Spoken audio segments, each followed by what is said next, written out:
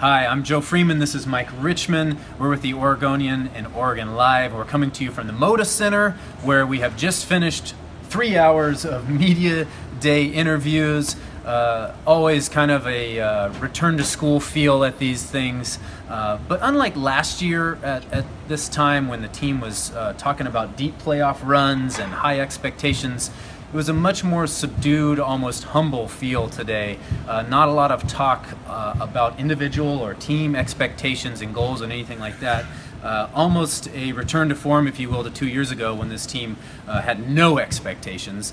And I kind of feel like, to a man, that's where these guys almost prefer, being in an underdog, having that underdog mentality. And there was a lot of talk about that today. Absolutely. Also, and we'll just kind of go over a few highlights. There's no way to summarize 3 hours of interviews, but one of the highlights and one of the most talked about players was Caleb Swanigan.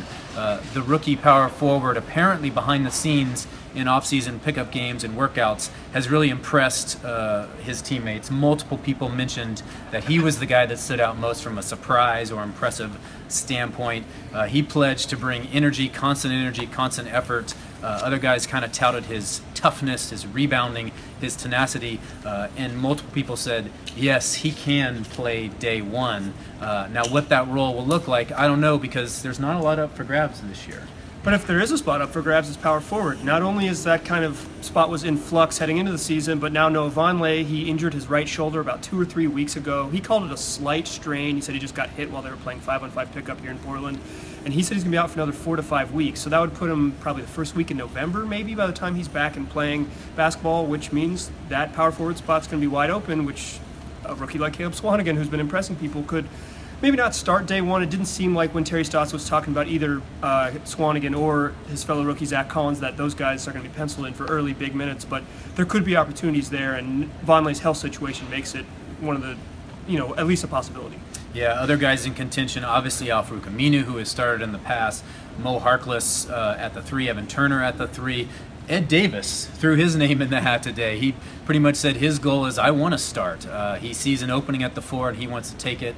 And I don't think he meant it in a contentious or controversial way, more of a self-motivator. Incidentally, he was cleared today to return to full 5-on-5 action after his off-season, or I guess it was at the end of last season, his shoulder surgery. So he's completely healed. Will return to 5-on-5 for the first time since then tomorrow at practice. Kind of looking at this team, not a lot of holes from a starting standpoint. You've got Dame penciled in, you've got CJ penciled in, obviously the slimmed down Yusuf Nurkic penciled in, but beyond that, just the 2 open spots, which we've kind of overviewed here.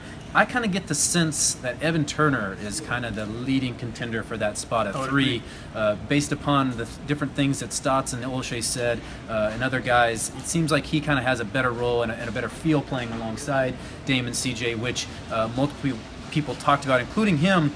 He felt like he played his best basketball of the season last year in that role before he broke his hand. So I guess that's 1 or 2 of the few things to watch heading into tomorrow, but not a lot beyond that. Yeah, I mean, no one was talking MVP, no one was talking playoffs. They were talking about going to work, and they start practice tomorrow morning, and we've got about a month for them to figure it out.